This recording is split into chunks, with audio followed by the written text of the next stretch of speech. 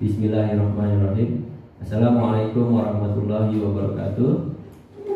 Dalam video ini saya akan memaparkan dari mata kuliah perkembangan pertumbuhan peserta didik dengan dosen pengampu Ibu Yunita Lasma MPD. Pertama-tama saya akan perkenalkan kampus di mana saya kuliah, yaitu Universitas Islam 45 Bekasi. Selanjutnya, saya mengambil Fakultas Keguruan Ilmu Pendidikan, jurusan Pendidikan Jasmani, Kesehatan, dan Rekreasi. Mengapa saya memilih fakultas ini? Karena memang saya tertarik pada dunia pendidikan, dan juga mengapa saya mengambil jurusan PJKR? Karena saya juga berprofesi sebagai guru dan juga aktif di salah satu kegiatan cabang olahraga. Nama saya Bayu Kristiawan, NPM 41821911900105. Pada tugas mata kuliah ini saya mengambil tema yaitu perkembangan kreativitas peserta didik. Saya tertarik sekali pada tema ini karena pada tema ini kita dituntut untuk menciptakan peserta didik yang kreativitas. Karena ke depan perkembangan persaingan pendidikan maupun dunia kerja membutuhkan orang-orang yang memiliki keterampilan dan kreativitas, sehingga dapat bersaing dengan negara-negara lain dalam hal pengembangan kreativitas SDM-nya.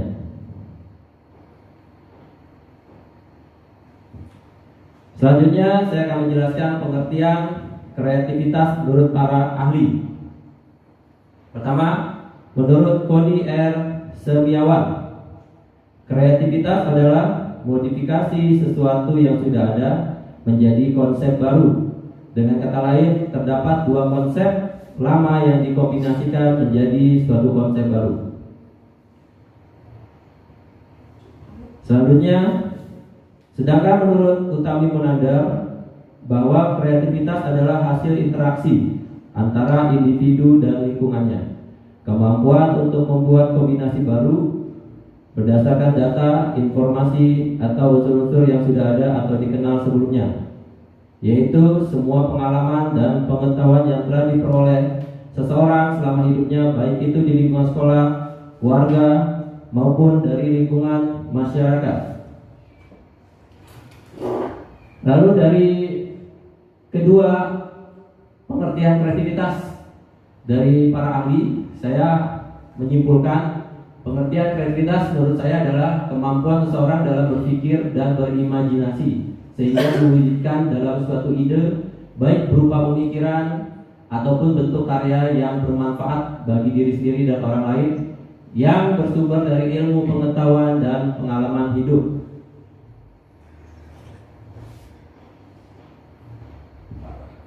Selanjutnya, apa saja kriteria kreativitas tersebut?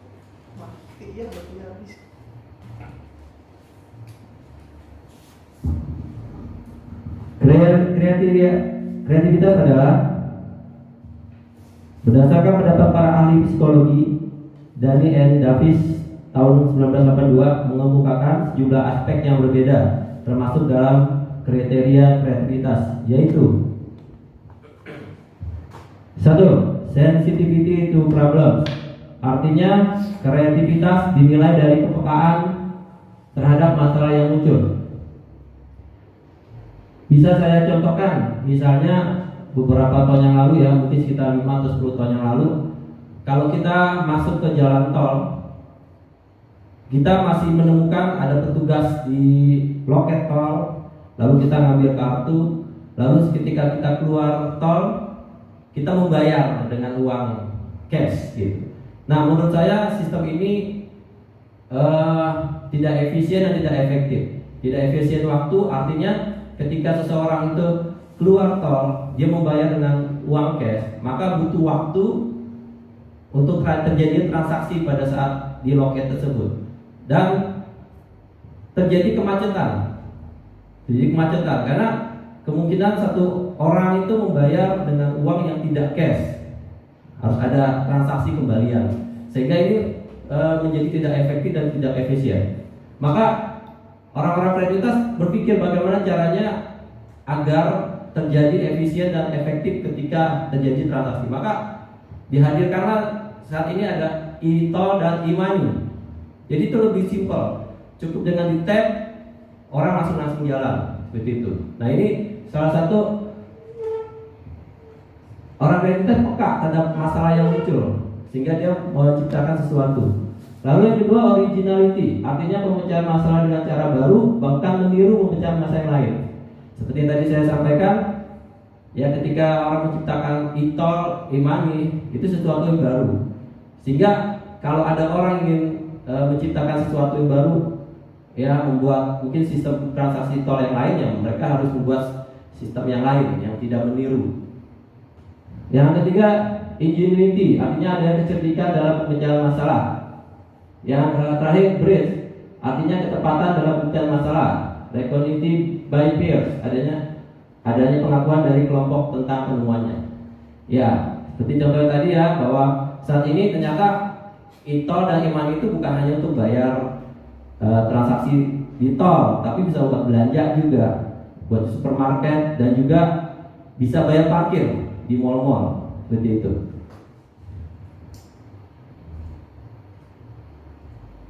Hubungan kreativitas dan inteligensi. Menurut David Wexler, inteligensi adalah kemampuan untuk bertindak secara terarah, berpikir secara rasional, dan menghadapi lingkungannya secara efektif. Secara garis besar dapat disimpulkan bahwa inteligensi adalah suatu kemampuan mental yang melibatkan proses berpikir secara rasional. Menurut Clapper dan Stern mengatakan bahwa inteligensi adalah kemampuan untuk menyesuaikan diri secara mental terhadap situasi atau kondisi baru. Menurut Karl Buhler mengatakan bahwa inteligensi adalah perbuatan yang disertai dengan pemahaman atau pengertian. Jadi menurut saya, kreativitas itu memang harus dihubungkan dengan inteligensi atau dengan kecerdasan, berpikir secara logis, kritis, sehingga kreativitas dia itu diakui dan bermanfaat untuk orang lain.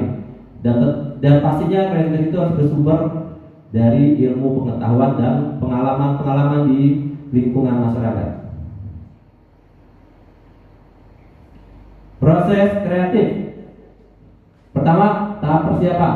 Mempersiapkan diri untuk memecahkan masalah dengan mengumpulkan data atau informasi, mempelajari pola berpikir orang lain, dan bertanya kepada orang lain.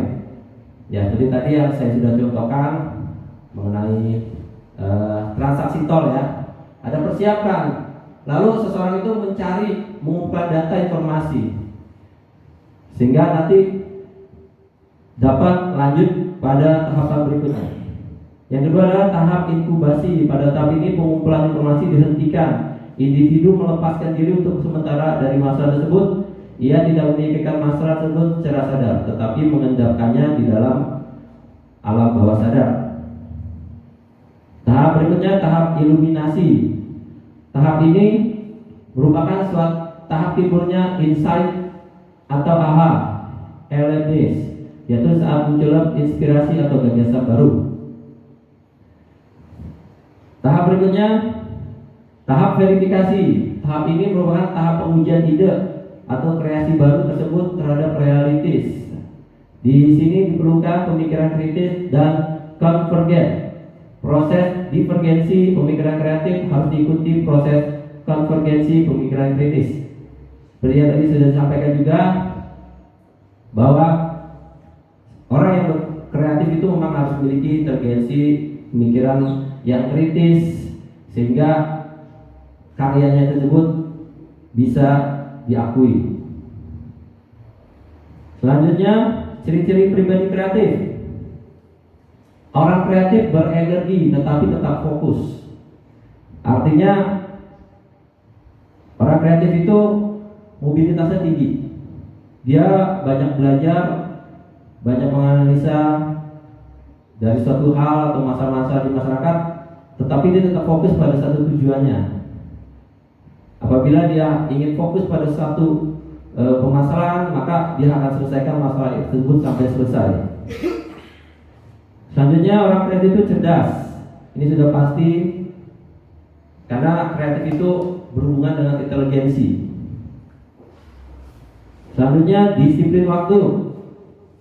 Dimanapun kita setuju bahwa disiplin adalah kunci kesuksesan, apapun profesi kita. Lalu yang terakhir adalah menjadi pemimpi realistis. Artinya ide, gagasan, dan keinginan dia itu harus diwujudkan. Jadi bukan hanya sekedar mimpi, tapi harus diwujudkan dengan usaha, dengan kerja keras yang dia jalani. Demikian presentasi dari saya. Kurang lebihnya mohon maaf. Assalamualaikum warahmatullahi wabarakatuh. Waalaikumsalam warahmatullahi wabarakatuh.